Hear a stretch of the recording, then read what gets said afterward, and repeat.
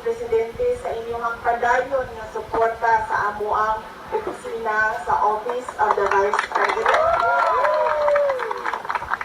Pasayloan ni na medyo gamay na lang ang amuang yung pagkaroon na wala po ang amuang medical and burial assistance kaya kibaw naman mo sa istorya sa ako ang pagbuti dinha sa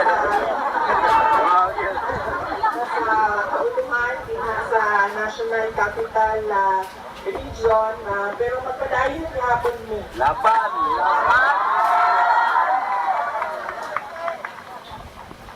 Sila nga po ang impeach.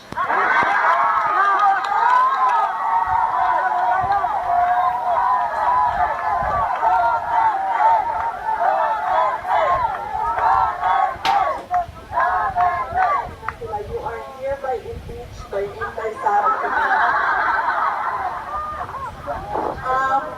Ang sunod na pagpasalamat gikan sa ako ang pamilya. Ang pamilya Duterte, dako kaayo may utang kabubuton.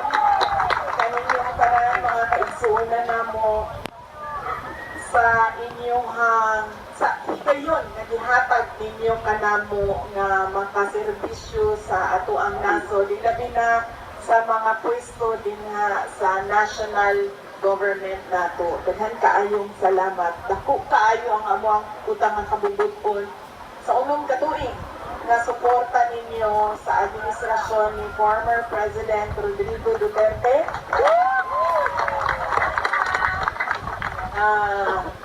Nangamusta di siya sa inyong tanan, nagpadala siya sa iyang pamutang ina.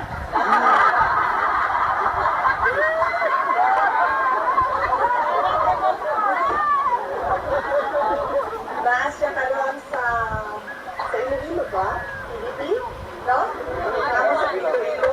Yes, ang PDP na ang karoon sa Iloilo kay dunay proclamation rally sa mga senador na nagdagan sa ilalong sa partido sa PDP o ang mga guest candidates sa PDP. Ilan na po, may isa-isa pa karoon. Pero nangyayang rin na magpadala niyo sa sample ballot din sa inyo ha, kalihog na lang sundog ninyo na sample ballot. Bilang sa ako mag-isa-isa sa mga pangalan karon kay Basit, doon ako'y malimutan niya, mahiubos niya sa ato dinhi sa ato ang kapok-kapok sa misamis ang saluntay. Sunod na pagpasalamat, mao ang gikan gihapon sa ako kadtong secretary ko sa Department of Education.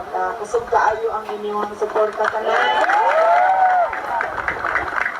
sa trabaho, sa mga maestra o maestro nato, sa ato ang mga magtutugdo. Daghan kayong salamat sa inyong suporta sa mga eskwelahan.